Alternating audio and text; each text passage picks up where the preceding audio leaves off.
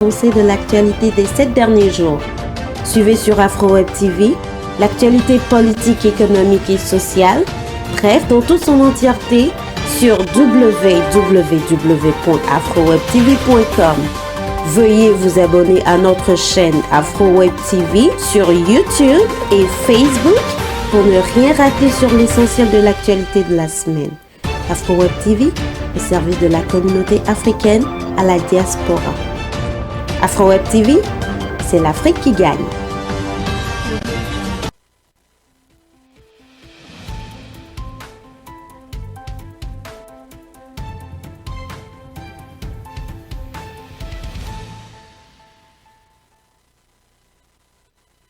Bonjour et bonsoir à tous, dépendamment de là où vous nous recevez, c'est l'heure des actualités de la semaine sur AfroWeb TV et voici les titres. Le Togo exclut 137 enseignants grévistes du cadre des fonctionnaires de l'enseignement et les met à la disposition de l'administration générale, une décision qui condamne le syndicat des enseignants du pays. Et depuis hier, vendredi, le gaz russe est désormais vendu en rouble, la monnaie russe, suite à un décret signé cette semaine par le président russe Vladimir Poutine, une décision qui pourrait être une réponse aux sanctions infligées contre la Russie depuis son offensive en Ukraine. Et nous allons parler du sport dans cette édition qualification Coupe du Monde 2022. Le Sénégal, champion d'Afrique en titre, le Cameroun, le Ghana, la Tunisie et le Maroc sont les représentants du continent africain à ce tournoi. Voici pour le sommaire, les détails dans un instant. Mesdames et messieurs, bienvenue. Le gouvernement togolais a annoncé avoir exclu 137 enseignants grévistes du cadre des fonctionnaires de l'enseignement. Selon le ministre togolais de la fonction publique, du travail et du dialogue social, Gilbert Bawara, il s'agit, je cite, des agents qui se sont illustrés de façon répétitive dans des agissements contraires aux exigences d'enseignement en s'obstinant à crier et à entretenir dans ce secteur crucial de la vie nationale qu'est l'éducation des tensions et des perturbations. Fin de citation. Les enseignants visés et désormais mis à la disposition de l'administration générale auraient observé le mot d'ordre de cessation du travail lancé par le syndicat des enseignants du Togo, une décision que les autorités togolaises jugent illégale. En réaction, le syndicat s'est dit encore plus déterminé dans sa poursuite de ses objectifs. Le Ghana a rouvert toutes ses frontières cette semaine après 2 ans de fermeture à cause du Covid-19. Dans une déclaration télévisée le 27 mars dernier, le président Nana Akufo-Addo a fait savoir que toutes les frontières terrestres et maritimes seraient ouvertes et que les voyageurs entièrement vaccinés seraient autorisés à entrer par les frontières terrestres et maritimes du pays sans aucun résultat négatif du test PCR du pays d'origine. Et puis le parquet national sud-africain a annoncé cette semaine avoir rejeté des recours de l'ex-président Jacob Zuma qui tente de retarder son procès prévu en ce mois d'avril. Dans sa décision, la Cour d'appel suprême estime que les demandes de l'ancien chef d'État n'ont aucune perspective raisonnable de succès en appel et qu'il n'y a aucune autre raison impérieuse pour qu'un appel soit donc entendu. Jacob Zuma est poursuivi par 16 chefs d'accusation d'escroquerie, de corruption et de racket. Il est donc accusé d'avoir touché des pots de vin du groupe français de défense Thales pour une affaire datant de plus de 20 ans.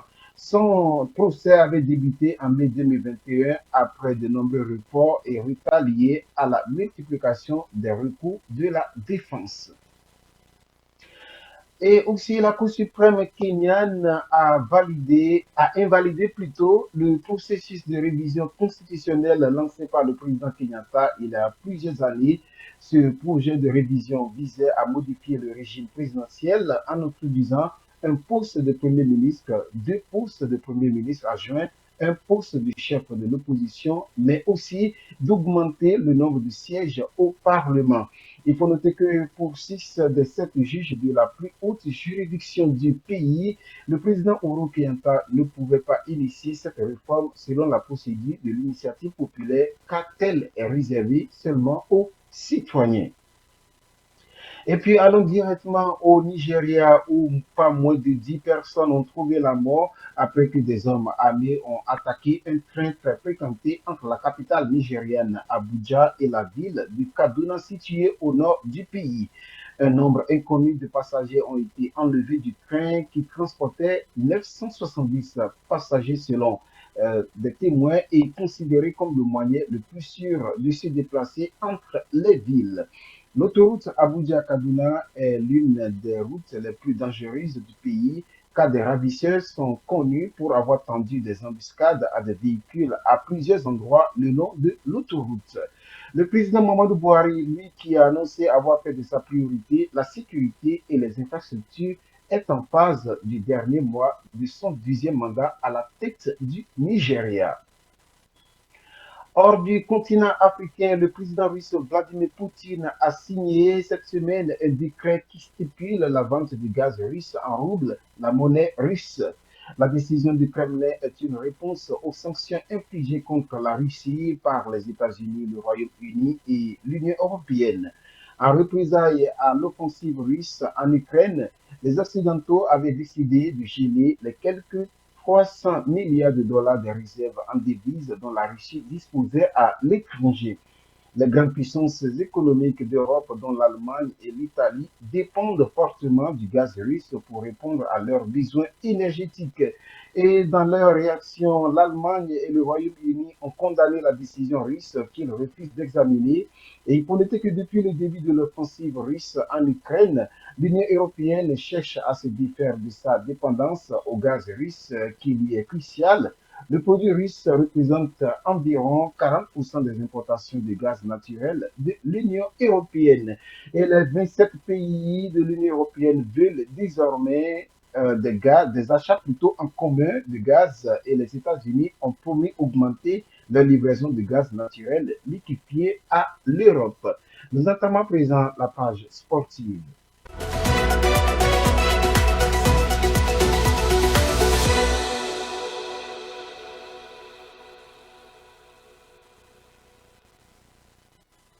L'édition consacrée au football, le Sénégal, champion d'Afrique en titre, le Cameroun, le Ghana, la Tunisie, le Maroc représenteront le continent africain au Qatar lors de la Coupe du Monde de cette année. Ils ont respectivement battu l'Égypte, l'Algérie, le Nigeria, le Mali et la RDC pour obtenir donc leur billet à la plus grande compétition du football. Et puis de deux, la FIFA, elle a publié mercredi son classement du mois de mars. Au top mondial, le Brésil est en première position, suivi de la Belgique, la France, l'Argentine, l'Angleterre, l'Italie, l'Espagne, le Portugal, le Mexique et les Pays-Bas. Et puis le top 10 africain à sa tête, le Sénégal qui est 20e au niveau mondial, le Maroc 2e, mais 24e au mondial, le Nigeria est 3e et 30e au niveau mondial.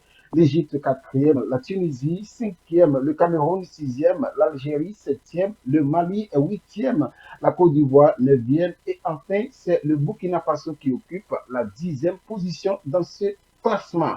Voilà, nous sommes venus à la fin de cette édition. Merci de nous avoir suivis.